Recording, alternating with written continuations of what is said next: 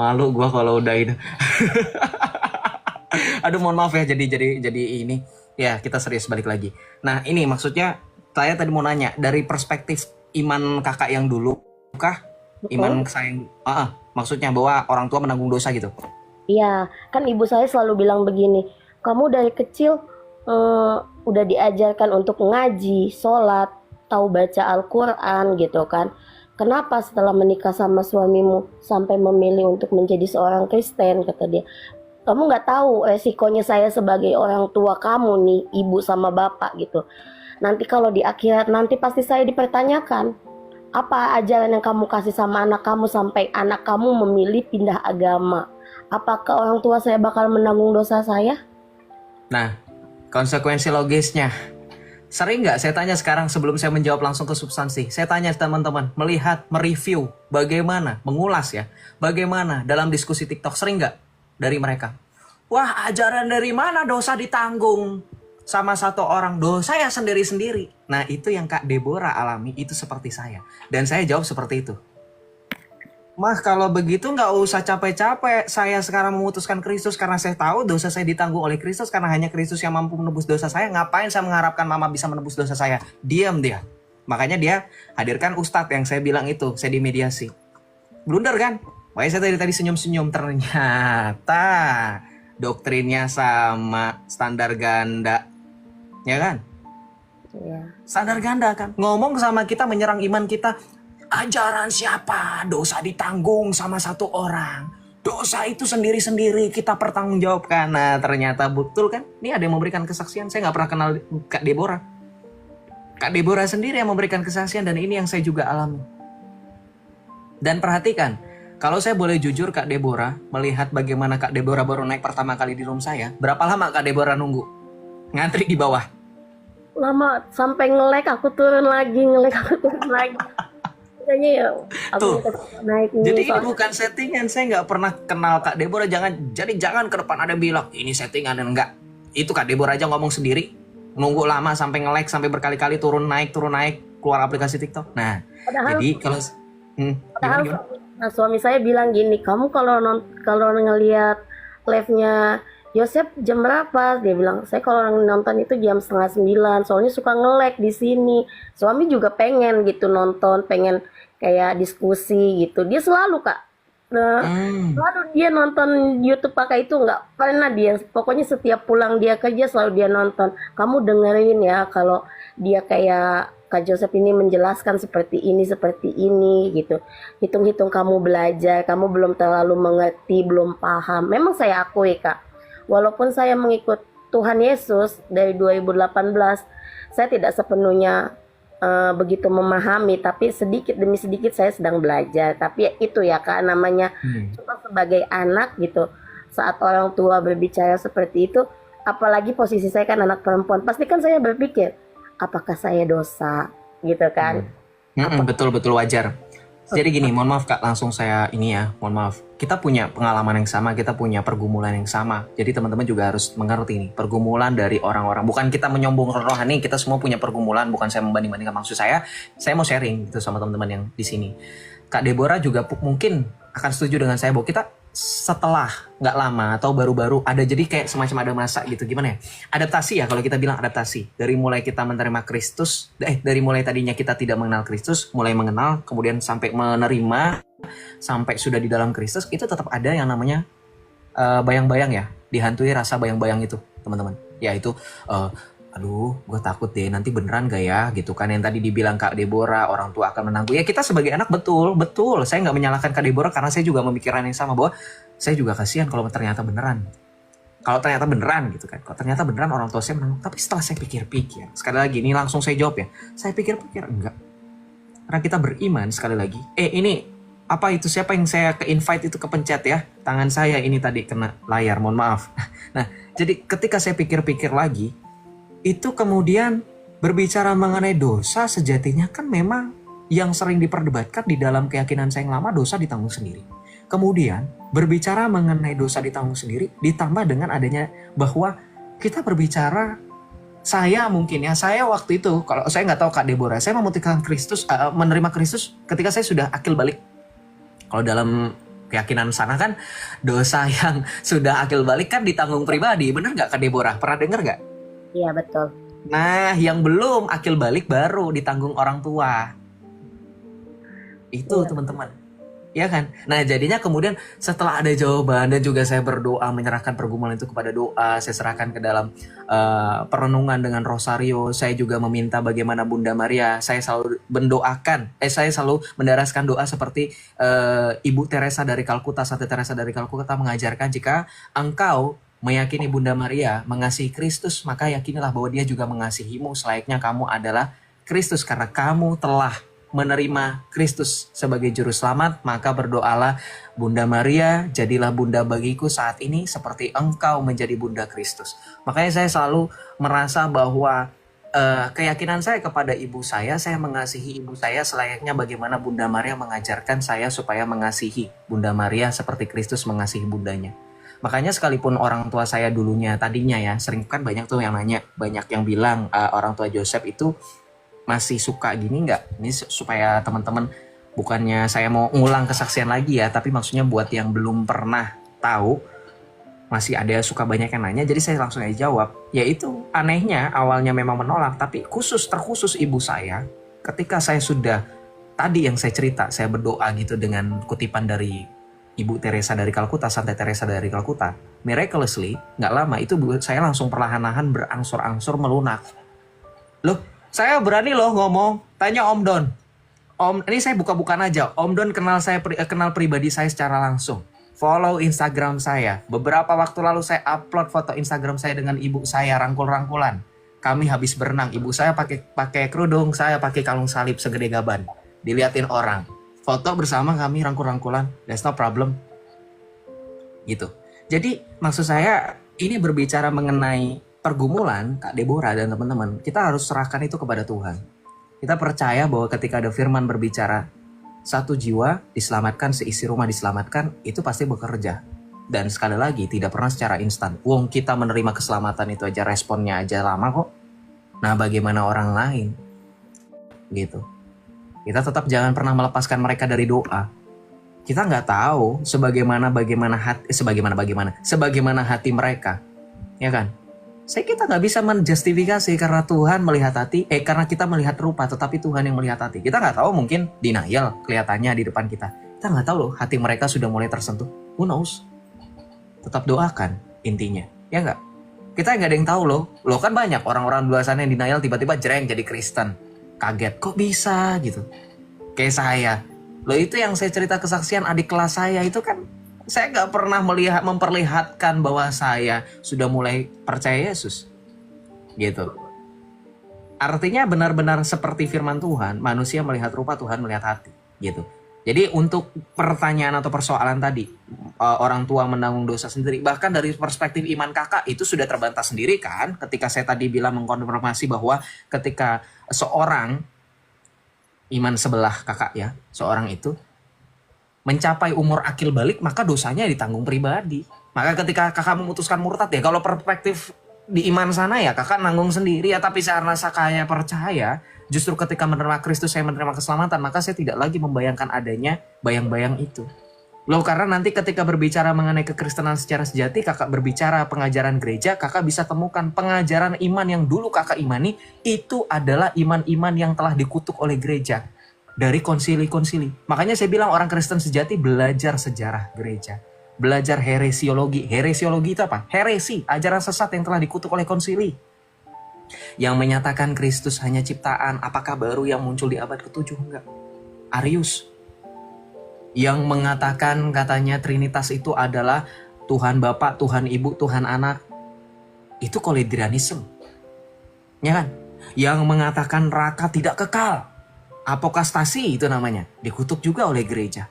Yang mengatakan katanya Yesus adalah tokoh yang sama dengan iman saya yang dulu, yang inisialnya 3 huruf, yang namanya juga kebetulan sekarang lagi naik karena kasus itu loh, yang pergi ke Tanah Suci, nggak usah disebut lah, yang namanya mirip-mirip, yang dikutip dari situ. Nah itu kan bisa kita bandingkan, gitu, bahwa ternyata kenyataan fakta bahwa pengajaran gereja memberikan kita kacamata yang lebih luas lagi. Oh, ternyata ketika dikatakan bahwa Yesus itu adalah tokoh yang sama dengan Iman Saeng dulu yang dikatakan bisa membuat burung dari tanah liat. Ya kan? Ada kan cerita di situ, Kak? Ada di dalam kitab kakak yang dulu, kitab kita yang dulu ada loh. Itu di iman mereka, tahu nggak? Ketika kakak belajar sejarah gereja, belajar mengenai bagaimana gereja Katolik mengutuk itu, bukan mengutuk, sorry, menjadikan tidak memasukkan itu dalam kitab kanonik, itu adalah apokrif loh ya. Itu apokrif loh, teman-teman. Gospel of Infancy Thomas, ya, the Gospel of Infancy Thomas, Injil masa kanak-kanak Yesus, ya. Itu adalah Injil apokrifa. Yang di situ juga tertulis loh, Yesus katanya membuat burung dari tanah liat. Tuh, ada dikutip di iman mereka. Ya kan? Yang katanya diserupakan. Nah, itu yang tadi yang membicara dengan Kak Rovila, itu dari Gnostisisme Basilides. Gnostik itu. Tahu nggak Gnostik itu apa? Cari di Google. Search up di Google. Tercengang kalian Gnostik itu apa? Jadi makanya saya bilang selain kita belajar mengenai firman Tuhan, kekristenan tidak pernah menutup diri dari adanya sumber-sumber di luar dari Alkitab, saling melengkapi itu. Karena saya selalu bilang Tuhan Yesus mendirikan otoritas gereja tidak pernah meninggalkan buku Alkitab. Teman-teman jangan berpaku hanya kepada Alkitab ketika di dalam Yohanes 21 ayat 25 dikatakan masih banyak hal-hal lagi yang diperbuat oleh Yesus. Namun tidak semuanya tercatat. Artinya memang gereja tidak pernah membatasi pengetahuan tentang Kristus hanya di Alkitab. Mampus kita. Kenapa? Ada banyak hal-hal yang tidak pernah tertulis dalam Alkitab tapi kita rayakan. Apa? Natal. Coba sampai dengan detik ini ada nggak yang bisa kasih tahu saya di mana Natal tertulis dengan jelas? Hari ini telah lahir bagimu Kristus Tuhan di kota Daud. Tanggal 25 Desember. Peringatilah itu. Nggak ada. The only verse on the Bible, ya, yang menarasikan tentang, mengingat tentang perayaan kelahiran loh ya, tidak disebutkan secara eksplisit tanggalnya, itu 2 Timotius 1 ayat 8 kalau teman-teman mau buka. 2 Timotius ayat 1 sampai 2 Timotius 1 ayat 8. Itu pun bukan tentang tanggal 25 Desember, hanya memang memerintahkan untuk memperingati kelahiran Kristus. Makanya saya bilang sekali lagi, Anda belajar dari sumber-sumber Alkitab, jangan seperti kaum sebelah. Kaum sebelah tuh apa-apa. Mana ayatnya? Kami nggak percaya kalau nggak di dalam kitab kami. Ya. Padahal kita tahu kitab mereka butuh penjelasan juga. Butuh apa? Tafsir. Nah, kita juga butuh tafsir. Tafsir dari Bapak Gereja, ya kan? Ada tadi Yohanes 21 25 itu. Jadi sekali lagi balik lagi, ya. Ketika berbicara mengenai dosa, nggak usah khawatir. Semuanya setelah selesai di dalam Kristus karena kamu telah dibaptis, kamu percaya. Dosa pribadi dan dosa asal dalam katekismus gereja Katolik dibersihkan sebelum kamu menerima Kristus. Itu yang harus teman-teman tahu kalau dalam perspektif gereja Katolik. Makanya sakramen baptisan itu menyelamatkan. Kenapa menyelamatkan? Loh, Yesus sendiri kalau yang bilang, barang siapa percaya dan dibaptis, ia diselamatkan. Selesai, percaya dan dibaptis. Yesus nggak bilang hanya percaya kamu selamat, enggak. Percaya dan dibaptis. Injil Markus menulis itu. Baptisan itu menyelamatkan, sekali lagi. Karena sakramen baptisan adalah pintu gerbang bagi umat percaya Kristiani yang mulai percaya dan menerima Kristus untuk menerima sakramen-sakramen lainnya termasuk sakramen komuni. Ya. Karena kalau kamu tidak menerima sakramen baptisan, Galatia 3:17 sampai dengan 19. Ya, baptisan itu menjadi tanda perjanjian. Kalau ada yang bilang protes saya baptisan tidak menyelamatkan, baptisan menyelamatkan. Buktinya Tuhan Yesus tadi menyatakan. Kemudian Rasul Paulus dalam Galatia 3:17. Karena kita semua satu di dalam Kristus, kita pun berhak disebut sebagai keturunan Abraham dan berhak menerima tanda perjanjian Allah. Makanya kita disebut sebagai Israel baru secara rohani. Gitu. Makanya baptisan sebagai materai. Makanya dikatakan sunat itu bukan secara jasmani, secara rohani, yaitu baptisan. Makanya orang-orang Kristen disunat secara rohani, yaitu baptisan sebagai tanda materai yang membersihkan jiwa-jiwa kita dari dosa pribadi dan dosa asal. Itulah karunia materai Roh Kudus. Makanya ketika saya boleh taruhan, tapi nggak boleh taruhan, bercanda. Saya boleh pastikan teman-teman. Silakan tanya sama yang sudah mengalami iman di luar Kristus ketika mereka mendapatkan baptisan, mendapatkan karunia Roh Kudus. Bayangkan, bedakan dengan pada saat mereka belum menerima Roh Kudus. Mereka nggak akan ngerti tentang Kristus. Percuma dijelasin ngejelimet. Nah itu kan buktinya banyak kan yang polemikus naik. Oknum-oknum Islam itu. Yang mereka naik bertanya tapi ngejelimet. Nah itu. Coba ketika mereka sudah mulai mengenal Kristus tuh, kayak Kak Rovila, kayak teman-teman yang sering naik ke room saya, ada beberapa Bro Haikal dan seterusnya, itu kan jadi bukti. Ketika mereka sudah mulai membuka diri. Nah itu makanya. Itu jadi bukti. Ya, jadi seperti itu. Semoga bisa mengerti Kak Deborah. Walaupun penjelasan saya jadinya kemana-mana ya, mohon maaf. Ada lagi juga Kak yang mau saya tanya. Gini loh, kan ada teman saya orang Muslim. Dia bilang sama saya kayak gini, Teh, coba lu ngucapin 2 kalimat syahadat. Dia bilang kayak gitu sama saya. Saya ucapin dong. Mm-mm. Dia bilang, lu udah ngucapin 2 kalimat syahadat, berarti lu udah masuk Muslim. Nah, saya jawab dong, emang kalau gua ngucapin 2 kalimat syahadat, gua jadi Muslim lagi? Saya bilang kayak gitu kan. Nah, Sah kesaksian satu orang, nggak sah itu. Ada prinsipnya itu yang juga dalam Alkitab, yang mengutip Alkitab. Apa pengajaran dari Alkitab tentang hukum 2 ganda saksi? Tahu nggak teman-teman apa? Yang mengenai hukum 2 ganda saksi ada yang tahu? Unus testis nullus testis. Tahu nggak artinya apa? Tahu nggak? Ini orang Kristen nggak ada yang tahu nih. Hah? Unus tesis nullus tesis, tahu nggak artinya apa? Keterangan seorang saksi tidak dianggap sebagai keterangan yang sah atau valid. Tuh, itu dari hukum 2 ganda saksi. Ya, itu kesaksian palsu namanya. Jadi ketika Kak disuruh baca itu ya anggap itu nothing, nggak ada isinya. Ya cuman bersaksi, bukan aku percaya. Syahadat kita kalau Kak Deborah tahu, aku percaya akan satu Allah, Bapa yang Maha Kuasa, pencipta langit dan bumi. Ini saya tampilkan dalam bahasa Arab, nggak ada di situ asyhadu, adanya u'minu. Tahu nggak u'minu artinya apa? Aku percaya. Nih, mau percaya saya tampilkan ya. Nih, pengakuan iman rasuli kita dari Konsili Nikea. Nih, u'minu bi ilahin wahid, nggak ada di sini asyhadu. U'minu langsung, aku percaya akan satu Allah. Kenapa kamu percaya? Karena kata Tuhan Yesus, barang siapa telah melihat, karena kamu telah melihat maka kamu percaya. Berbahagialah mereka yang tidak melihat namun percaya. Kenapa kita harus percaya?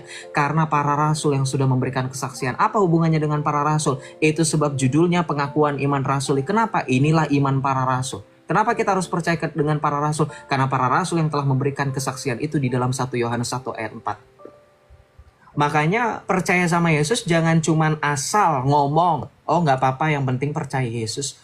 Islam pun percaya Yesus sebagai apa? Sebagai Nabi Isa. Saksi Yehova pun percaya Yesus sebagai apa? Bukan Tuhan. Makanya orang Kristen pantang ngomong yang penting percaya Yesus, itu namanya relatif. Iman kalian berbicara percaya kepada Yesus berdasarkan pengakuan iman rasuli. Apa yang dipercaya oleh para rasul itu yang kalian pegang. Kenapa? Kalian tidak bisa percaya dengan Yesus versi kalian sendiri. Sudah terbukti banyak orang yang terlepas dari pengajaran para rasul, seperti Arius, seperti Sabelius, yang mereka mengkonsepkan Yesus versi mereka sendiri. Akhirnya apa? Jatuh kepada pengajaran sesat. Gitu. Rasul Paulus menekankan Galatia 1 ayat 8, tetapi sekalipun malaikat dari sorga memberitakan Injil yang lain daripada Injil yang telah kami beritakan kepada dia, terkutuklah dia. Itu konsekuensinya kepada yang mengajarkan Yesus lain, yang mengajarkan Injil lain. Itu dari Rasul Paulus loh. Yang kalau teman-teman secara konsekuensi logis, itu orang baru. Lo orang baru, anak bau kencur. Bukan Yohanes, bukan Petrus yang sedari mula nemenin Yesus, kok bisa bilang seperti itu? Artinya apa? Punya otoritas dari Tuhan Yesus sendiri. Kuasa mengikat tadi. Apapun yang kau ikat di bumi akan terikat di sorga. Ya kan? Nah makanya saya bilang sekali lagi, kalau berbicara mengenai syahadat, teman-teman disuruh syahadat, asyhadu, asyhadu. Ketawain aja, levelan lo baru bersaksi, levelan gue udah percaya. Kenapa? Karena yang memberikan kesaksian itu sudah terverifikasi dan tervalidasi. Buktinya apa? Buktinya para rasul berani mati. Semuanya. Kecuali kita tahu Rasul Yohanes yang beliau memang wafat karena umurnya. Tapi ke teman-teman tahu kan? Ini kan teman-teman sudah banyak yang tahu. Rasul Yohanes itu sudah pernah merasakan mendidihnya minyak. Tapi berkat mukjizat dia selamat.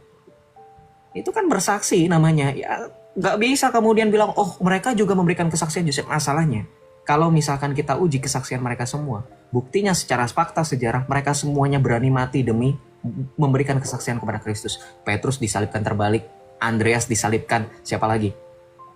Ya.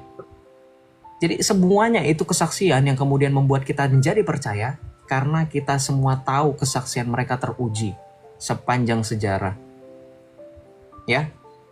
gitu. Semuanya mengalami kematian tragis kecuali Rasul Yohanes yang wafat karena umur yang tua. Itu pun dia sudah merasakan minyak yang mendidih. Oke, begitu Kak Deborah mengenai syahadat itu ya anggap aja kosong.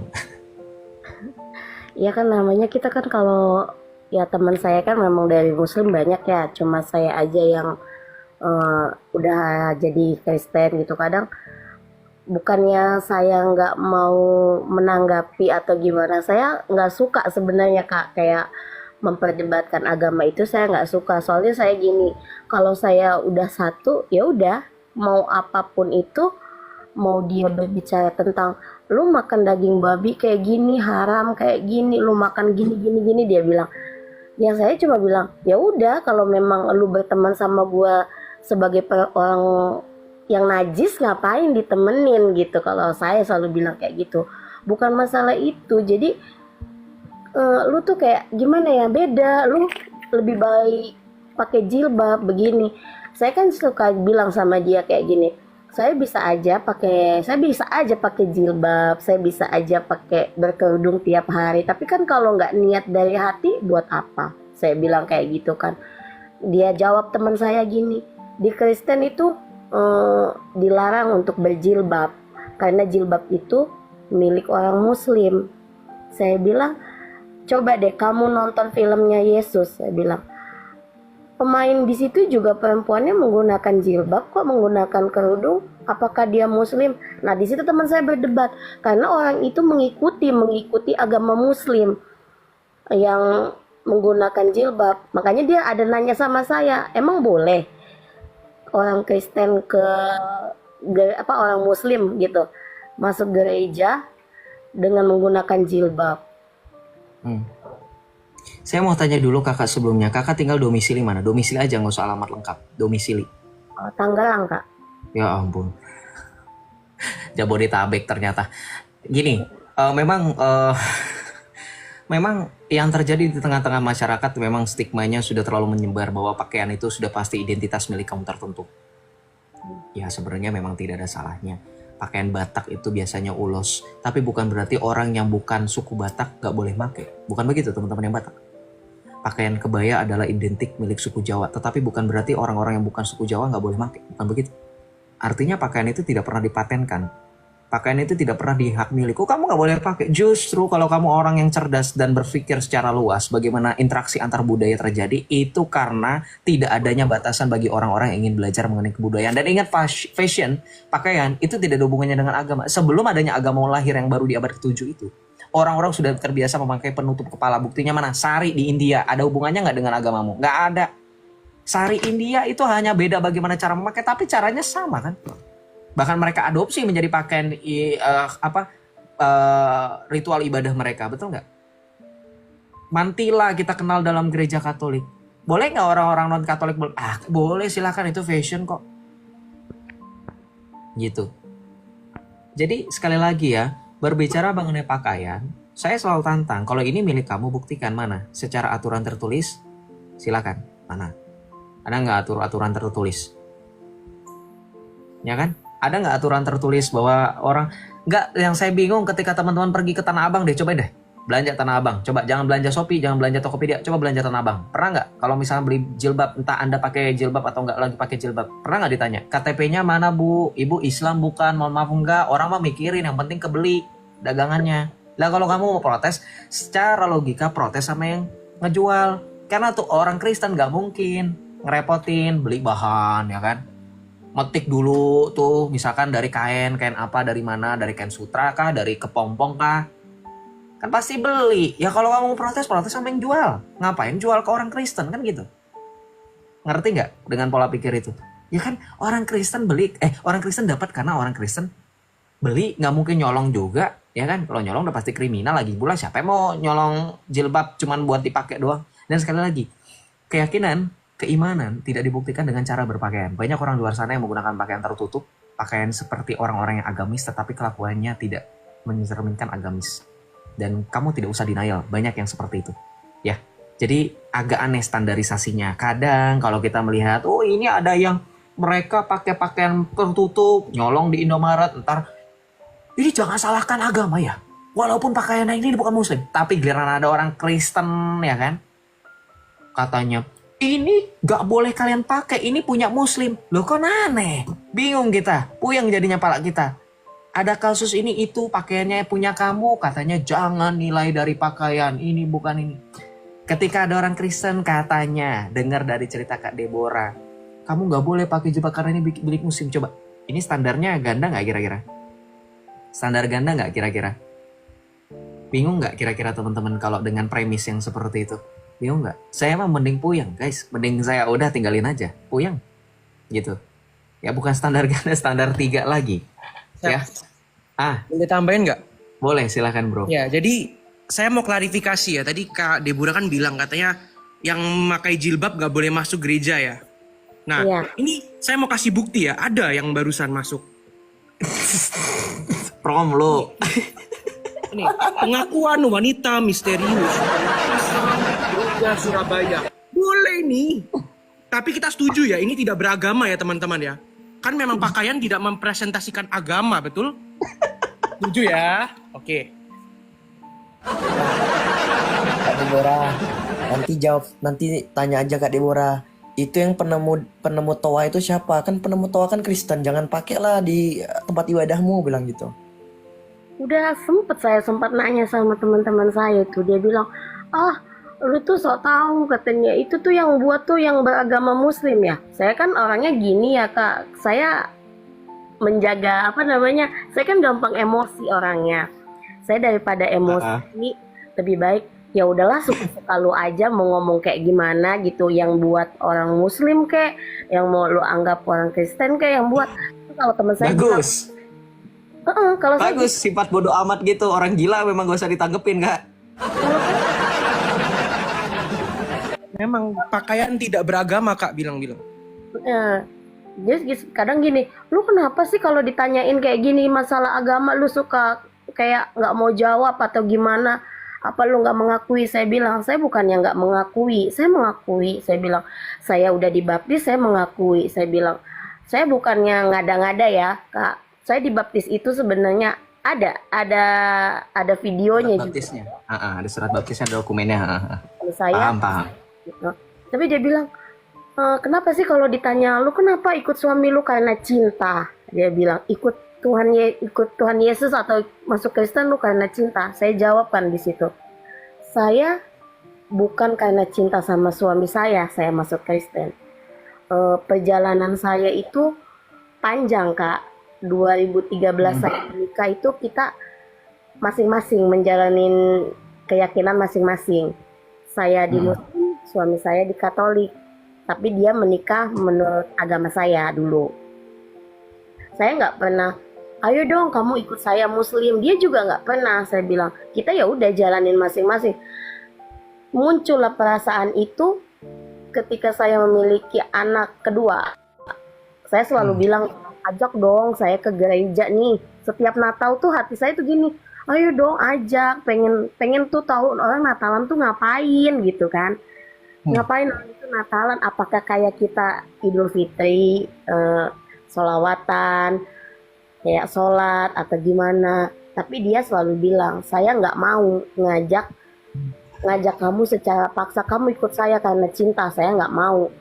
Makanya setiap teman saya nanya, lu karena cinta, karena lu takut kehilangan. Kalau ngomong kasarnya, lu takut kehilangan itunya gitu kata dia. Enggak, saya bilang bukan takut karena kehilangan itunya, saya bilang. Tapi saya pengen dari niat hati saya, dari niat saya bener-bener niat.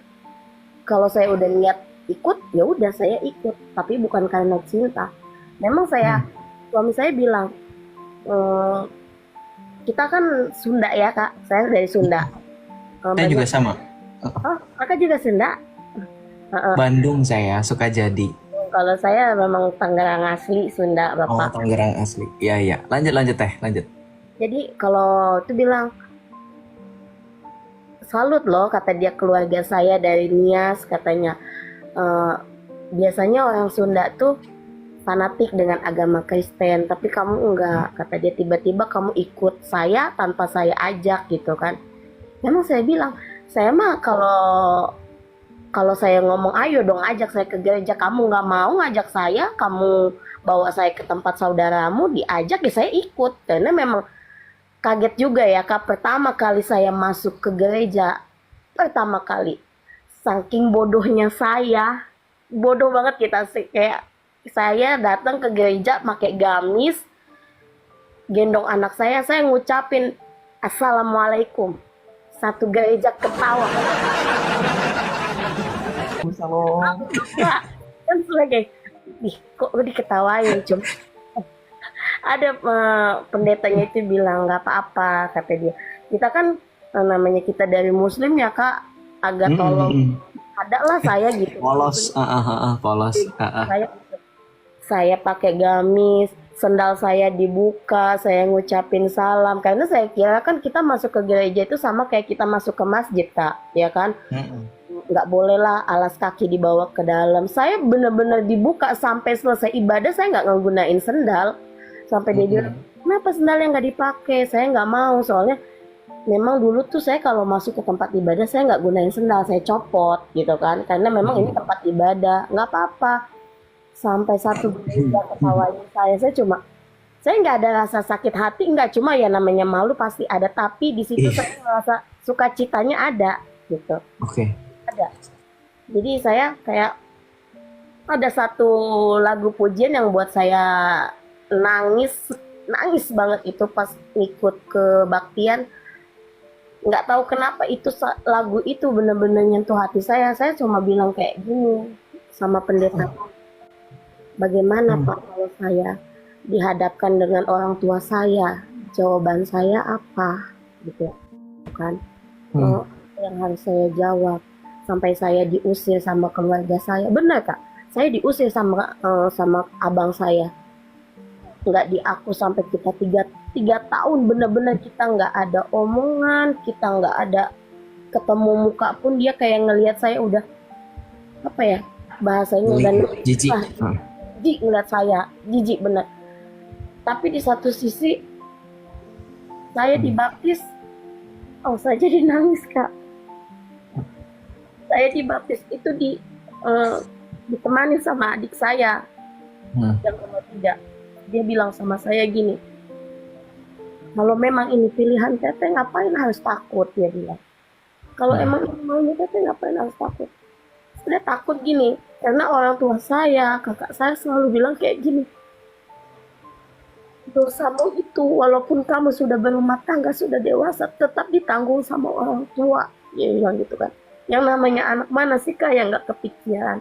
Tapi sampai sekarang saya cuma bisa, bapak saya cuma bilang gini, emang benar udah yakin mau jadi orang Kristen, nggak berpikir itu kedua kali. Saya bilang, saya sebelum ikut Kristen saya udah mikir selama 6 tahun, apakah saya harus kayak begini terus sama suami saya, bagaimana nanti masa depan anak saya, apakah dia harus ikut saya. Kan dibilang kata kalau di Muslim gini Kak, jika anak yang mengikuti agama saya, bahkan ikut dia Muslim, berarti dia yang menuntun saya ke surga. Benar nggak Kakak yang ucapan kayak gitu? Ya kan? Menuntun. Itu ajaran dari sana. Kalau dia ngikut sama ayahnya, siapa nanti saat saya mati yang menuntun saya ke surga? Ya udah, saya bilang sama bapak saya. Ya udah, saya jawab sama bapak saya gini, ya udah biar sama-sama saya ada yang menuntun ke surga, lebih baik saya masuk Kristen. Saya jawab gitu sama bapak saya. Daripada saya sebelah-sebelah kayak gini, saya nggak mau gitu kan. Benar Kak, perjalanan saya tuh ibu saya selalu bilang kayak gini, lu tahu nggak, katanya, lu jadi Kristen tuh hidup lu susah, mau apa aja susah, kata dia gitu, nggak akan pernah ada bahagianya. Memang saya akui Kak, saya akui, saya ikut Tuhan dari 2018 sampai sekarang, jalan saya nggak pernah mulus, banyak kendalanya, banyak sakitnya, banyak sedihnya, banyak kecewanya, banyak. Tapi saya selalu dibilang gini, udah katanya masuk lagi ke Muslim. Saya bilang, walaupun banyak teman saya, saudara saya bilang saya murtad, saya meninggalkan agama saya demi cinta, saya bilang sama orang itu semua, apapun yang kalian semua bilang sama saya, nggak akan mengubah hidup saya, pendirian saya untuk pindah lagi ke Muslim, saya bilang. Nah di situ dia bilang, tanya sama ustadz katanya, dosamu itu seperti apa? Udah meninggalkan agamamu sendiri. Jelas. Itu ya selalu. Kadang saya nanya sama suami saya, emang saya dosa ya gitu. Namanya saya kan sama suami berbeda jauh kita usianya ya. Jadi saya suka nanya kayak anak kecil. Emang iya ya, saya bilang, saya dosa ya. Dosanya saya di mana gitu kan? Apa saya dosa sama ibu saya karena ibu saya mengandung saya, mengajarkan saya seperti ini, membuat dia masuk neraka, menjebloskan dia ke neraka, saya bilang gitu, enggak membawa dia ke surga. Kadang yang namanya suami saya kan nggak paham kak, nggak paham dia harus menjelaskan seperti apa, karena memang dia bukan dari Muslim, memang dari dulu dia orang Katolik, jadi kan dia nggak bisa. Ya udahlah kamu tanya-tanya aja gitu sama orang yang ngerti agama kayak gitu, kayak makanya dia selalu bilang, nih dengerin nih, Joseph kalau ngomong, kalau berdebat masalah agama, ya makanya saya suka nonton, makanya saya cari TikToknya kakak, bener-bener saya cari banget. Aduh jadi malu. Iya bener kak, sampai saya ngomong sama suami saya kemarin, saya ngeliat loh dia berdebat sama orang masalah Muslim, tapi saya pengen nanya, ya udah makanya saya tunggu sampai nge-like lagi, kok saya nggak dilihat. Ya ampun, maaf hampura atuh teteh. Iya lanjut. pengen cerita gitu kak, sharing, karena kalau saya sharing sama teman saya, yang ada teman saya menghasut saya untuk kembali, saya juga nggak mau ya kak untuk kembali, karena memang itu udah jalan saya juga nggak mau. Kalau jalan saya udah lurus, saya nggak mau belok gitu kan. Kalau dia nanya, lu kenapa, apa enaknya jadi orang Kristen.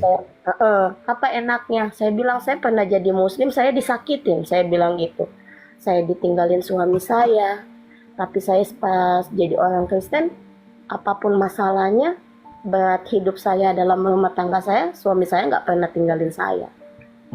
Katanya itu, dia bilang hanya ajaran ini doang, kata dia. Bagaimana kitanya, memang bagaimana kitanya, tapi kan kalau saya bilang orang Kristen itu menikah 1 kali seumur hidup, ya kan kak? Betul. Ya, bukannya seumur hidup berkali-kali. Itu yang saya hindari. Kenapa saya nggak mau? Selalu dijadikan pertanyaan. Gimana nanti suamimu kalau meninggal karena dia usianya lebih tua daripada kamu, mau menikah lagi? Saya bilang, saya nggak perlu menikah lagi, saya nggak perlu laki-laki lagi, karena saya sudah punya anak. Yang saya hanya mau mendalami agama saya. Oke. Jadi gini, kakak, sorry aku sekarang respon ya, tanggapi gini. Puji Tuhan ya, kita dikuatkan oleh kesaksian kakak, perjalanan iman kakak yang cukup panjang dan mungkin berliku-liku ya, mendapatkan cacian dan juga mendapatkan ujian dari orang-orang yang terdekat, mungkin dari keluarga bahkan ya. Kita tahu itu mungkin salah satu konsekuensi untuk mengikuti Kristus, karena Kristus pernah mengatakan, kedatanganku akan menimbulkan banyak pertentangan, ya, anak terpisah dari orang tua dan seterusnya. Memang itu yang kita alami sebagai orang-orang yang bukan berasal dari kekristenan secara lahir ya, secara garis keturunan gitu. Nah, tapi ini yang menarik ya, dari tadi kalau teman-teman mau highlight kisahnya Kak Deborah, ini kan dari sepasang Kak Deborah dengan suami yang Kak Deborah malah sebelumnya tidak pernah mengenal dan tidak mau percaya Kristus, tapi pada akhirnya menerima Kristus. Artinya dari Muslim menikah dengan orang Katolik. Nah, ini ada nih orang-orang yang sok tahu, wah ini gereja Katolik mengajarkan pernikahan. Tidak pernahkah kamu membaca Alkitab 1 Korintus 7 ayat 14? Di situ dikatakan apa? Karena suami yang tidak beriman itu dikuduskan oleh istrinya, dan istri yang tidak beriman itu dikuduskan oleh suaminya. Tuh. Jangan hanya kutip-kutip ayat, saya pun bisa. Ada ayat yang mengatakan suami yang tidak beriman bisa dikuduskan istrinya. Begitu juga sebaliknya. Dan juga ada ayat dikatakan apa? Yang tadi sempat saya kutip. 1 jiwa diselamatkan, seisi rumah diselamatkan. Kita percaya itu. Dengan adanya dispensasi pernikahan beda agama, ini buahnya. Puji Tuhan sudah ada jawaban di depan mata kita. Pernikahan dari orang Katolik dengan non-Kristen, ya. Pernikahan Kristen Katolik dengan non-Kristen Katolik, ini buahnya nih. Padahal tadi kita dengar Kak Deborah sama sekali tidak pernah diajak suaminya, nggak pernah, ayo login dong sayang, ayo login dong mah. Gitu ya, ibaratnya kayak gitu. Seperti sepasang suami istri ngomong, ayo login, ayo ke gereja, nggak pernah. Malah Kak Deborahnya sendiri yang penasaran. Tadi kita dengar, yang nantangin, ajak saya ke gereja, ajak saya. Nah itu kan jadi bukti bahwa keselamatan itu bisa meringkuh dari orang-orang. Dan kita percaya dengan perkawinan itu. Tapi tadi saya mau point out ya, mungkin setelahnya mungkin boleh melakukan sakramen perkawinan mungkin ya. Boleh menceritakan kepada romo paroki. Jadi gini Kak, ya sekali lagi, memang betul kita harus belajar seperti saran dari suami Kakak Deborah ya, gitu. Supaya apa? Supaya mengimani Kristus bisa teruji. Jadi kalau misalnya depannya ada yang kayak gitu-gitu lagi, gue lagi, saya tidak akan pernah kembali. Bukan karena alasan-alasan satu, saya punya 1001 alasan untuk pindah kembali dan menjual Kristus, gitu. Kenapa? Ya betul. Jangan sampai, ini kan saya bukannya menghakimi ya. Memang sekali lagi Kak Deborah ini sangat wajar. Kita punya adaptasi, punya yang namanya siklus. Ketika kita punya kehidupan dalam lingkungan kerja, ada siklus adaptasi dengan teman-teman rekan kerja. Kita pun dalam beriman juga sama. Apalagi kalau kita sebelumnya mengimani ajaran yang berbeda daripada yang kita imani sekarang. Itu sangat wajar. Contoh tadi Kak Deborah sempat bikin statement bahwa ketika dipermasalahkan sama, mohon maaf ya, ini sebelumnya bukan saya mau menghakimi, sekali lagi Kak Deborah ya, ini dari sudut pandang dan perspektif saya, nanti saya akan juga sertakan dalilnya. Ketika Kak Deborah bilang menghadapi keluarga yang mempermasalahkan tentang nasib iman anak kakak tadi bilang, oh ya udah nggak apa-apa, saya yang jadi Kristen, anak-anak biarin jadi Islam. Sebenarnya gini, saya nggak mau ikut campur, itu keputusan dari kehendak bebas dari kakak yang memang adalah ibu dari anak-anak kakak yang lebih berhak. Dan kemudian nanti mungkin kalau berbicara mengenai keputusan, kita tahu ya, anak yang sudah berusia 17 tahun ke atas sudah legal untuk memutuskan tentang apa yang ia percaya dan imani. Tapi kakak, gini, jangan mengikuti orang-orang yang tidak berhikmat ketika mereka mengatakan, menakut-nakuti, nanti gini, menuntun. Tadi kita sudah bahas di awal, segala sesuatu yang berbicara mengenai iman, di dalam keyakinan saya yang lama dan keyakinan kakak yang dulu, hablum minanas hablum minallah, keyakinan pribadi. Ini siapa Jackson? Saya lanjut ya, sorry. Jadi keyakinan pribadi kita dengan Tuhan adalah urusan pribadi. Kita dihakimi itu nggak gandengan tangan, nggak ada pakai. Ketika dihakimi Tuhan, dibuka kitab kehidupan, jangan pakai standarisasi pola pikir iman sebelah memang agak rancu, masa dosa ditanggung, jadinya gimana itu, dosanya sendiri-sendiri apa gimana? Anak bisa menyelamatkan orang tua jadinya gimana? Jadi ada konsep penebusan jadinya dong.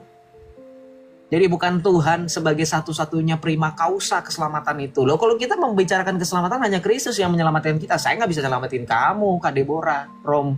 Nggak ada kan? Nggak ada kan? Bukan saya, gitu. Paham nggak maksud saya? Jadi saya bukan jadi dalam tanda kutip alasan sekalian bisa selamat, bukan saya, gitu loh, aneh. Nah, sekali lagi berbicara mengenai pendidikan, memang kalau kakak nanti sakramen perkawinan di gereja Katolik itu itu salah satu persyaratannya, anak itu harus dididik secara Katolik. Kalau misalkan dari pasangan yang Katolik loh, gitu, ya, itu harus. Dan ingat, gereja Katolik, lu kalau mau bilang cerdik seperti ular, tulus seperti pemerhati, itu gereja Katolik loh. Membolehkan dispensasi perkawinan beda agama sekalipun ribetnya minta ampun, tapi at the end lu harus ngerelain lu punya anak kalau lu lahir. Itu harus dididik secara Katolik. Nah, paham gak? Itu pewartaan Kristus secara gerilya. Coba tanya sama Romo, atau coba sama teman-teman yang Katolik, benar gak yang saya omongin? Benar. Pengajarannya itu harus secara Katolik. Tuh. Jadi kalau lu mau bilang firman Tuhan dikatakan apa? Lihat aku mengutus kamu seperti domba ke tengah-tengah serigala, jadilah cerdik seperti ular, tulus seperti merpati. Itu gereja Katolik bener-bener loh cerdiknya.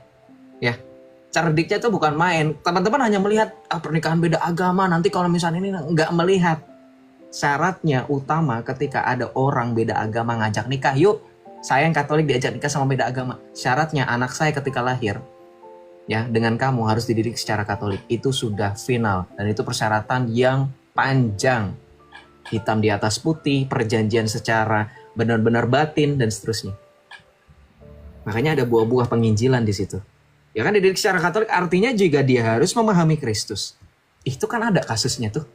Saya nggak mau nyebutin ya, takut nanti jadi kasus. Ada kan? Public figure kita siapa? Ayo, tahu, nggak usah disebut. Public figure yang kemarin rame-rame Ya kan? Oh banyak itu petinggi-petinggi, pejabat-pejabat, nggak perlu saya sebutkan namanya. Salah satu parokinya di atas Keuskupan Agung Jakarta tuh, parokinya sebut aja, Gereja Santa Perawan Maria Ratu tuh ada yang kemarin, ya, yang rame. Salah satu pejabat. Jadi maksud saya sekali lagi begini ya, kalau berbicara mengenai keselamatan Kak Deborah, untuk yang tadi karena mungkin ya tekanan dari keluarga, saya maklumin, saya juga pasti akan seperti Kak Deborah. Udah deh daripada gini-gini, nah itu jawaban-jawaban yang seperti. Tapi kedepannya Kak Deborah harus yakin sekali lagi mengenai keselamatan hanya di dalam Kristus dan gerejanya. Dan Kak Deborah kalau bisa, karena berdasarkan firman Tuhan tadi dan bagaimana Rasul Paulus mengajarkan dan juga para rasul lainnya bahwa pernikahan itu adalah perjanjian yang sakral di mana Tuhan memang berkenan untuk mempersatukan sepasang laki-laki dan perempuan dan juga menjadikan mereka kudus, maka kita harus percaya bahwa anak-anak yang adalah buah hasil perkawinan kita juga harus diberikan kepada Tuhan. Dalam artian seperti tadi 1 Korintus 7 ayat 14. Silahkan dibaca itu ayatnya lebih lengkap lagi berbicara mengenai anak-anak. Dan dalam firman Tuhan lainnya bahwa dikatakan satu jiwa diselamatkan, seisi rumah akan diselamatkan. Kak Deborah harus percaya itu dan mengamini itu. Mungkin untuk sekarang anak-anak Kak Deborah masih belum mengerti, masih mungkin bimbang, ya kan? Karena mendengarkan suara, saya kan sebagai seorang anak juga, gitu. Saya merasakan jadi anak Kak Deborah, kita semua pernah merasakan jadi anak, tahu lah bagaimana perasaan seorang anak yang baru berapa tahun misalkan sudah mendengar suara dari keluarga besar, ini mamamu ini murtad, jangan diikuti ya, pasti ada omongan kayak gitu. Atau dimasukin secara pelan-pelan, kita tahu. Tapi di sisi mamanya bilang, Dek, gini-gini. Nah, bagaimana sikap kita sebagai orang tua yang sudah menerima Kristus? Kita memberikan pemahaman secara perlahan, tidak memaksakan. Karena baik sekalipun kita mempunyai otoritas atas anak pribadi, saya yang puji Tuhan masih punya orang tua, saya kasih tahu, pendidikan secara pemaksaan itu tidak membuat anak menjadi nurut, malah jadi membangkang dan mempertanyakan pemaksaan itu. Emang kenapa sih aku harus kayak gini? Kenapa harus? Nah, jadi kita bisa menilai. Kalau saya ya, ini pendapat saya dan saya merasakan itu. Makanya sekarang berbicara mengenai iman, orang tua saya tidak akan pernah memaksa. Tapi saya bilang, saya sudah kasih bilang, sudah terlambat. Kenapa? Mau pakai cara halus, mau pakai cara kasar, saya tidak akan pernah meninggalkan Kristus. Saya bilang itu kepada orang tua saya. Jadi ketika saya memberikan penjelasan bahwa harusnya bukan saya yang dipaksa bagaimana cara Anda untuk meyakinkan bahwa agama yang sebelumnya menyelamatkan saya itu secara betul-betul dengan buah-buah, bukan malah menakut-nakuti. Itu tidak membuat saya menjadi semakin beriman. Saya bilang gitu. Mereka baru sadar baru sekarang ya, saya bilang terlambat lah mau pakai cara kasar. Saya sudah terbuka. Saya sudah diajarin sama Romo, saya sudah membaca Alkitab, saya tahu sejarah gereja, saya belajar heresiologi, saya belajar apa yang bapak-bapak gereja ajarkan, makin terbuka lah saya dengan ajaran saya yang lama bahwa ternyata kelipingan. Gitu. Ya itu bukan fitnah tuduhan, saya tadi berikan contohnya. Pengajaran tentang Injil apokrif yang katanya Yesus diserupakan dengan tokoh yang ada di iman saya yang dikatakan membuat burung dari tanah liat, itu Injil apokrif. Ya kan? Neraka tidak kekal, Trinitas itu Tuhan Bapa, Tuhan Ibu, Tuhan Anak, ternyata itu sekte Clodianisme. Kan itu pengajaran yang sebenarnya tidak pernah saya dapatkan ketika saya baru mengenal Kristus. Baru saya dapatkan ketika saya sudah dibaptis dan saya memberi diri untuk aktif bertanya. Makanya orang Kristen jangan ongkang-ongkang kaki, bukan saya menghakimi ya. Kebanyakan itu nuduh gereja. Oh, gereja tidak mengajarkan. Oh, pendeta tidak mengajarkan. Oh, Roma tidak yang mengajarkan karena kamu nanya. Makanya aktif gitu. Pendeta ngurusin dua orang, banyak. Romo apalagi, satu paroki berapa ribu orang, coba bayangkan. Mamanya bakal nanya satu persatu, ngetok-ngetok rumah, "Hei Bu, apa kabar? Paham gak mengenai Tritunggal?" Ya gak bakal kayak gitu lah, gak punya banyak waktu. Kamu yang aktif nanya. Kamu ke gereja, makanya gereja itu jangan datang hari Minggu aja. Ini bukan menghakimi, maksudnya jadi pengingat juga bagi saya, bagi kita semua di sini. Gereja itu dimanfaatkan dengan baik untuk tempat berkumpul, merayakan ekaristi, memuji dan memuliakan Tuhan, menyembah Allah dalam roh dan kebenaran, dan benar-benar sebagai communities. Karena gereja itu kumpulan, komunitas. Aktif di situ kegiatan ya, Kak Deborah, ya teman-teman semua. Jadi kalau ada pengajaran-pengajaran tanya, ada nggak Bu pendalaman Alkitab, ada nggak Bu KPKS, ada nggak Bu kelompok doa, kategorial yang bisa menumbuhkan iman saya yang sekaligus saya juga bisa belajar di dalamnya, mungkin seperti Emmaus Journey atau apapun itu kan gitu. Jadi kita bisa memanfaatkan gitu. Karena ketika Anda bergereja bukan hanya pada saat Anda hadir 1 jam 2 jam mendengarkan firman Tuhan, memecah-mecah roti, menyantap tubuh dan darah Kristus, sudah selesai pulang, enggak gitu. Karena kehidupan spiritual itu bisa Anda lanjutkan dengan tadi pendalaman kitab suci, belajar tentang iman, sejarah gereja. Dan sekarang zaman sudah canggih. Gitu. Bapak Ibu bisa mengakses melalui Zoom. Jadi tetap harus datang untuk mengkonfirmasi gitu. Ada nggak kelasnya, jadwalnya, saya mau ikutan regis. Jadi harus bangga dengan iman dimulai dari hal-hal sepele. Gitu. Jadi nggak cuma sekali lagi, saya nggak menghakimi orang-orang yang ada di sini. Ini juga reminder buat saya gitu untuk kedepannya supaya lebih proaktif lagi dengan kegiatan-kegiatan di gereja apapun itu, supaya kita juga secara nggak langsung bisa mendapatkan pengajaran. Supaya kalau ada tendangan sana sini, ya kan, cercaan sana sini, kita nggak ini lagi. Saya kalau disuruh cahada sama teman saya sudah kesaksian kan. Teman saya sudah pernah loh bilang, nih saya wanti-wanti, teman-teman saya di real life sudah banyak yang sudah tahu. Ada beberapa yang sudah tahu. Om Don pun tahu. Teman-teman kampus saya. Mereka tahu di kehidupan real life saya, mereka nggak akan berani singgung saya. Karena memang saya di TikTok dengan saya di kehidupan nyata nggak jauh berbeda.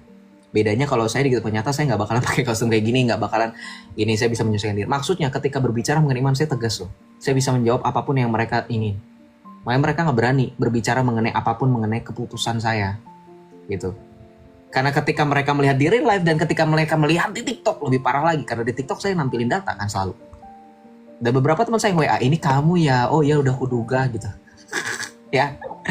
Jadi sekali lagi berbicara mengenai iman Kak Deborah, sampai kapanpun harus dipelajari. Semangat ya. Memutus untuk mengikuti Yesus, memutuskan untuk mengikuti Yesus memang berat Kak. Enggak ada yang emang betul kalau dibilang susah. Saya sering jawab kok sama ibu saya, emang susah, tapi nanti saya akan mendapatkan mahkota kehidupan gitu. Saya sering bilang emang kata siapa ngikuti Yesus seneng gitu. Saya bilang gitu, ngikuti Yesus emang susah guys, ngikuti Yesus emang susah. Selama seumur hidup kita susah. Kita akan menghadapi yang namanya cacian, makian kan gitu. Gitu kan teman-teman. Oleh karena namaku kamu akan dibenci kata Tuhan Yesus. Jadi ketika mereka ngomong itu ya aminkan, ya memang itu perkataan Tuhan Yesus kok gitu. Kalau saya sih, kalau jadi kakak, kalau saya mau bercandain mereka, saya tepuk tangan. Akhirnya baca Alkitab gitu. Karena memang Alkitab menyatakan oleh karena namaku kamu akan dibenci. Gitu, ya kan? Dan orang-orang akan menghilangkan nyawa kamu. Saya nggak pakai kata-kata yang itu ya. BUNUH. Itu lebih di Alkitab dikatakan kita akan di BUNUH oleh karena orang yang menyangka bahwa mereka telah berbuat bakti bagi Allah. Itu lebih parah lagi kan? Gitu. Jadi memang Alkitab berbicara mengenai mengikuti Kristus itu penuh akan rintangan. Ya kalau nggak siap, betul kata suami kakak. Sesulit itu loh. Gitu. Silakan. Ya, udah itu aja, udah cukup kok Kak. Udah Ya jadi panjang, sorry ya. nggak apa-apa Kak. Kepanjangan guys ya. Tiap pertanyaanku selalu dijawab detail. Jadi, oh iya, jadi aku paham gitu. Soalnya aku juga emang orangnya kalau apapun aku yang ngikutin kayak ibadah atau doa-doa gitu kayak dijelasin sama pendetanya itu tuh aku selalu dicatat, aku selalu oh iya jadi intinya harus kayak gini, lebih kuat lagi, jadi oh kayak gini ya gitu penjelasannya. Jadi sekarang lebih gini aja ya, apa yang dibilang kakak tadi, kalau mau ngomong apa ya udah ke masa bodoh aja gitu, nggak usah dijawab. Yang ada menambah dosa aja gitu, intinya kayak gitu. Ya udah itu aja Kak, terima kasih banyak sudah naikkan saya kaumnya kakak, udah dikasih penjelasan juga. Terima kasih juga udah mau sabar naik ngantri di bawah ya sampai ngelek-ngelek, maaf ya Kak ya kelamaan naiknya. Boleh saya tadi saya mau kasih kesaksian aja. Saya juga Joseph kan sering juga share ceritanya. Dan benar dulu dari Joseph juga diterima ya, sampai dari ibunya menangis. Sampai akhirnya mau dengan sabar Joseph mendoakan, tapi juga selalu mencintai orang tuanya. Buahnya itu apa? Ibunya mulai membaca Alkitab dan sekarang menerima Joseph apa adanya dengan iman yang baru. Jadi tetap berdoa, sabar dan tetap mengasihi orang tua. Itu aja sih kuncinya dari Joseph. Dan itu dilaksanakan Joseph dan itu sudah berhasil sampai sekarang. Jadi semangat ya Kak Deborah, jangan usah takut, maju terus. Tuhan memberkati. Tuhan berkati selalu Kak Deborah. Semangat ya Kak, kita bantu doakan selalu Kak Deborah bahwa dalam doa dan jiwa-jiwa di luar sana yang mempunyai pergumulan yang sama seperti Kak Deborah. Semangat ya Kak, titip salam untuk suami, untuk Om ya.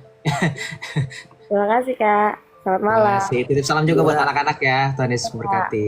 Kak Deborah sedikit ya, kekuatan iman Kristen itu ya, kenapa kemudian ditindas tetap kuat? Ya, iman, kasih, dan pengharapan kepada Kristus Yesus, itu kuncinya. Amin. Terima kasih, Bro Jackson. Sigma Jackson. Mewing dulu Jack. Thank you teman-teman ya. Terima kasih Kak Deborah, sekali lagi saya izin turunkan ya. Selamat malam Kak. Shalom. Tuhan Yesus berkati. Iya, jadi kalau ada ya seintinya tadi Om Don sudah memberikan kesimpulan dan terakhir dari saya, ketika teman-teman dari Kristen yang dari lahir atau baru menerima Kristus sebagai Tuhan dan Juru Selamat, artinya lahir baru ya.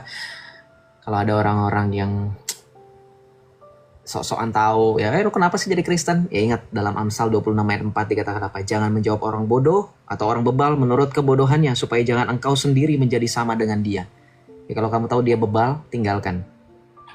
Ya, iya. Berdebat dengan keledai tidak membuat keledai itu menjadi sama seperti kamu. Justru kamu yang akan sama seperti keledai. Udah tahu keledai, emang bisa diubah. Paham? Bukan saya mendiskreditkan orang ya. Tapi maksud saya, hikmat. Intinya hikmat sekali lagi. Berbicara hikmat. Berulang-ulang kali berbicara hikmat. Jangan pernah membuang mutiara kepada babi. Paham? Ya. Gitu. Amsal berapa tadi? 26 ayat 4 ya. Gitu. Terima kasih teman-teman semuanya. Oke. Sekarang teman-teman, karena besok ternyata saya baru ingat besok itu ada kegiatan. Besok itu saya ada kegiatan untuk trekking sama teman-teman dari kampus, dari berangkat jam 5:30. Aduh, saya jam segini belum tidur. Sorry banget Jack, Rom, Om Don, teman-teman semuanya yang ada di sini. Nggak bisa lama-lama. Niatnya saya tuh masih sampai mau tengah malam. Cuman saya baru ingat itu baca WA dari tadi tuh saya begini-begini tuh baru ingat ada kegiatan besok pagi jam 5:30 udah harus jalan dari kampus. Coba bayangkan saya berangkat dari rumah sini dari tempat saya sekarang jam berapa? Aduh, jam 4, jam 5 paling ya, jam setengah 5. Tapi sebelum off Jo, ada permintaan teman-teman di bawah, nanti dibuat jedak-jeduk. Mewing dulu, mewing. Nggak mau gua. Jangan nyuruh-nyuruh yang gak jelas kayak gitu. Mawang mewing. Udah teman-teman iya trekking ya. Nggak hiking, nggak nyampe gunung-gunung banget. Nggak di daerah Gunung Salak kok. Doain ya. Udah mampir lah. Mampir. Deket tempat Om, tapi nggak nyampe tempat Om. Nggak bakalan sempet kayaknya, soalnya aku mampir ke curug-curug. Oh jauh ya. Oke lah teman-teman. Tapi bisa nggak jadi kayaknya lo. Jadi lah, saya udah persiapan, udah paling gas, udah nggak enak, udah 20 orang. Saya yang jadi ini, yang memimpin secara rohani. Soalnya gue kalau kemana-mana bawa rosario guys. Dan itu kata teman-teman, itu jimat yang paling ampuh. Karena kita pernah, gue cerita dikit ya, kita pernah naik ke Gunung Salak, nekat. Itu malam-malam, tengah malam, beneran. Dan itu orang-orangnya bener-bener yang nggak biasa. Waktu itu Om Don yang aku foto, pernah kan yang aku share ke grup? Ingat gak? Yang aku foto? Yang mana?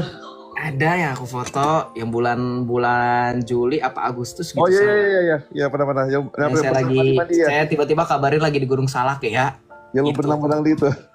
Iya, itu saya pakai rosario beneran guys. Itu memang mantep guys itu. Puji Tuhan ya, nggak ada gangguan apapun. Padahal kata teman saya itu trekking yang paling jarang dilaluin. Itu kalau teman-teman tahu Gunung Salak, ada yang pernah naik ke sana, itu ada satu jalur yang memang jarang orang naik karena angker katanya, dan seterusnya. Saya sih nggak tahu ya. Ya udah, kita lanjut ya. Kita tutup dulu dalam doa. Cerita-cerita horor nanti malah lanjut lagi nanya-nanya penasaran. Ya udah, kita tutup dulu dalam doa. Terima kasih sebelumnya saya ucapkan ke teman-teman yang sudah nonton dari awal sampai akhir. Buat teman-teman moderator yang sudah membantu selalu membantu menertibkan komal saya, terima kasih ya. Buat teman-teman saya yang ada di sini, Om Don, Jackson, Rom, teman-teman yang di bawah juga, Celo, dan teman-teman semuanya yang nggak bisa sebutkan satu persatu, terima kasih ya. Buat teman-teman yang sudah memberikan berkat melalui gift, terima kasih Kak Agnes, terima kasih. Siapa lagi nih, gue bacain nih sampai kelar. Nggak mungkin ya, nggak bakalan cukup waktunya, tapi terima kasih lah buat teman-teman semuanya ya. Oke, sebelum kita matikan live-nya, kita doa dulu, doa penutup dulu ya. Kita mulai dalam doa, kita akhiri juga dengan doa. Kita berdoa, kita berhenti sejenak dari apapun yang kita lakukan sekarang. Mari teman-teman kerjasamanya untuk bersekutu berdoa. Dalam nama Bapa dan Putra dan Roh Kudus, amin. Allah, Bapa yang Maha Rahim, kami mau bersyukur atas penyertaan-Mu kepada setiap dari kami. Engkau telah memperkenankan kami untuk menghirup nafas kehidupan pada hari ini. Kami manfaatkan dengan baik. Kami bertemu dengan orang-orang yang kami kasihi, kami berjumpa, kami menyapa mereka, Kami juga melakukan kegiatan kami menuntut ilmu, kami bekerja di ladang-ladang-Mu. Kami percaya bahwa segala sesuatu itu kami kembalikan dengan kemuliaan-Mu, dengan perantaraan putra-Mu yang terkasih Tuhan kami Yesus Kristus. Iya Bapak, sebentar, setiap dari kami setelah selesai dengan kegiatan kami pada hari ini yaitu mewartakan keselamatan, kami menyerahkan semua yang terjadi pada hari ini ke dalam tangan pengasihan-Mu. Kami percaya semuanya telah kami lakukan dengan baik, tapi kami percaya juga bahwa apapun itu tidak pernah terlepas dari segala kelemahan dan kesalahan kami. Makanya Bapa, ampunilah segala kesalahan dan kelemahan yang telah kami perbuat sepanjang hari ini. Kami percaya oleh karena Putra yang terkasih Tuhan kami Yesus Kristus, oleh karena hati kudusnya kami dipulihkan, dan oleh karena bilul-bilulnya kami juga disembuhkan. Ya Bapa, sebentar setiap dari kami ingin beristirahat, utuslah malaikat-malaikat-Mu untuk berjaga-jaga di sekeliling kami. Kami juga menyerahkan teman-teman kami, saudara-saudara kami, jiwa-jiwa orang-orang di luar sana yang mulai merespon panggilan keselamatan yang telah Engkau berikan kepada kami melalui Putra-Mu sebagai satu-satunya perantara antara Engkau ya Bapa dengan kami. Kiranya Engkau tetap menyertai mereka, segala apapun pergumulan mereka Engkau selesaikan, sertailah mereka dengan urapan Roh-Mu yang kudus, supaya setiap persoalan mereka selalu ada jalan keluar dan selalu ada jawaban. Karena kami percaya Putra-Mu telah menyatakan, carilah maka akan diberikan, ketuklah maka pintu akan dibukakan. Nah, percaya dengan apa yang telah dikatakan oleh Putra-Mu itu, sabdanya yang telah memberikan kami kekuatan. Ya Bapak, terima kasih. Doa ini kami serahkan ke dalam tangan-Mu. Dengan perantaraan Putra-Mu yang terkasih, Tuhan kami Yesus Kristus, dalam persekutuan Roh Kudus, Allah yang hidup, kini dan sepanjang segala masa. Amin. Dalam nama Bapa dan Putra dan Roh Kudus. Amin. Terima kasih teman-teman semuanya, sekali lagi ya, mohon maaf kalau sepanjang live ini ada beberapa anomali-anomali yang luar biasa, sangat unik ya, dari mulai orang-orang yang seperti itu ya, yang seperti ini, yang begono, yang begitu ya teman-teman. Itulah uniknya kehidupan kita di tengah-tengah realita kehidupan keimanan. Masih banyak orang-orang di luar sana yang ternyata tidak memiliki tujuan yang sama, bahkan cenderung salah paham dengan apa yang kita sampaikan. Namun jangan membuat itu menjadikan alasan bagi kita untuk berhenti menjadi pemberita dan juga memberikan kesaksian. Teman-teman, jangan kemudian gampang mengalami kepahitan. Ingat, teguran itu sangat wajar dalam kekristenan. Karena Tuhan Yesus sendiri mengatakan di dalam kitab Wahyu, barang siapa ku kasihi, ya ku tegur dan ku hajar.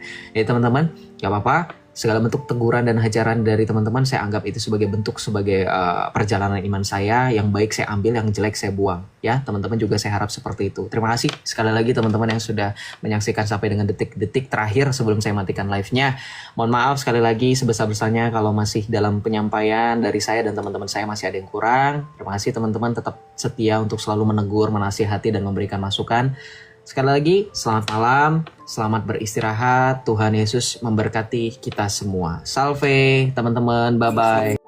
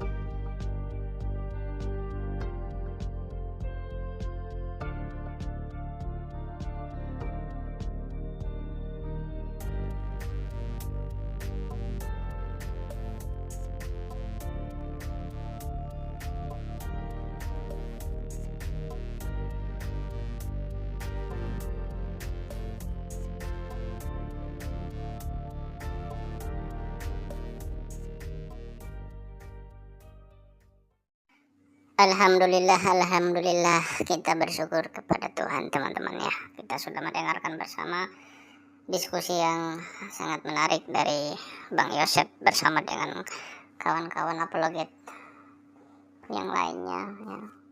Mereka mendiskusikan ya banyak hal, dan banyak hal yang diungkapkan di sini yang sebelumnya kita belum tahu ya, sebelumnya kita belum dengar, dan di dalam diskusi kali ini semuanya terungkap dengan jelas. Teman-teman sekalian,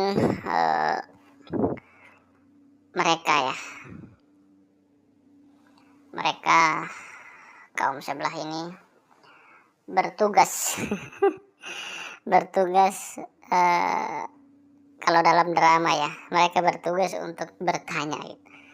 Bertugas untuk bertanya ke sana kemari, mempersoalkan apapun gitu ya.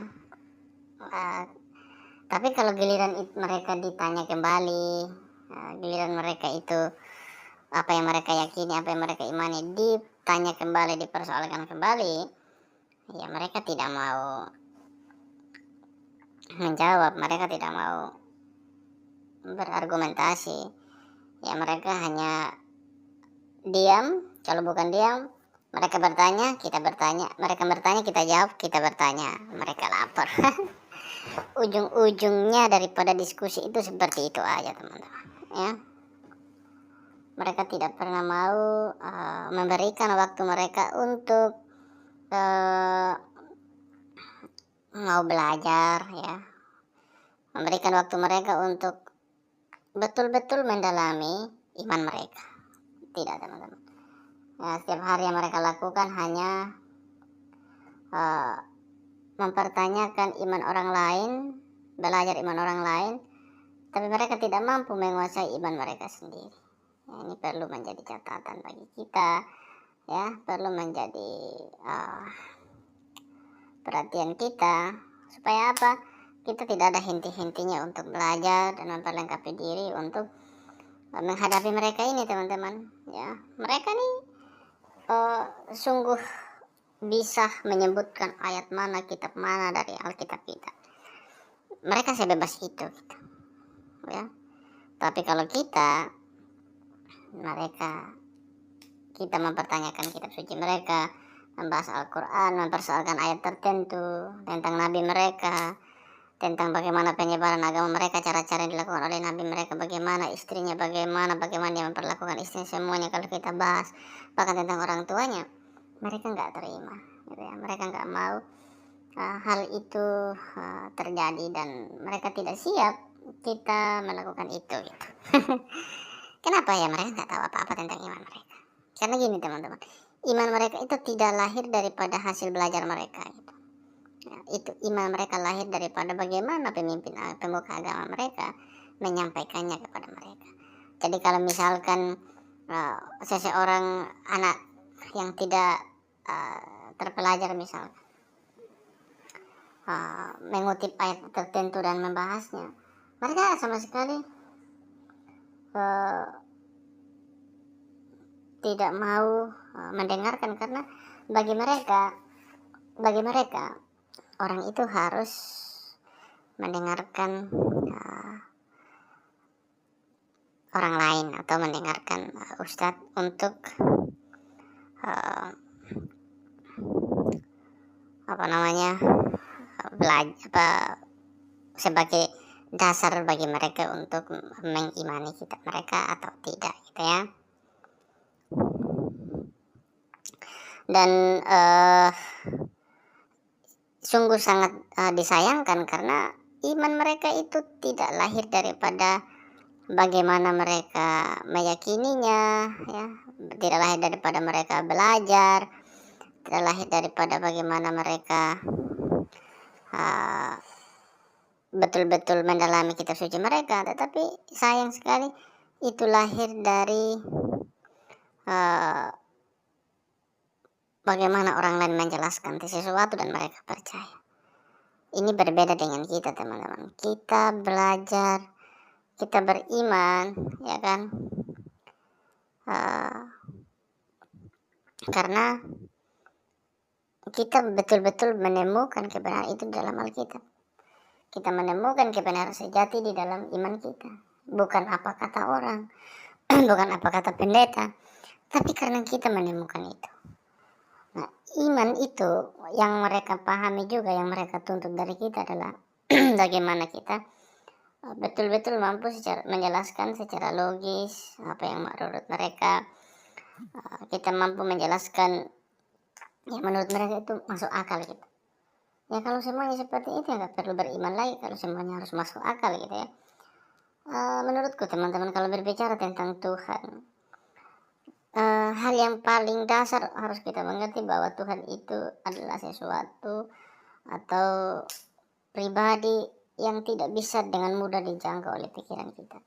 Dia kita memahami apa yang dinyatakannya sebatas apa yang dia nyatakan, itu yang kita pahami.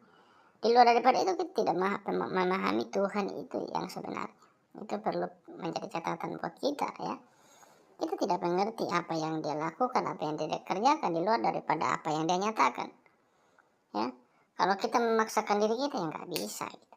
Ya, jadi itu penting karena Tuhan kita teman-teman, Tuhan yang luar biasa, yang besar dan hebat ya.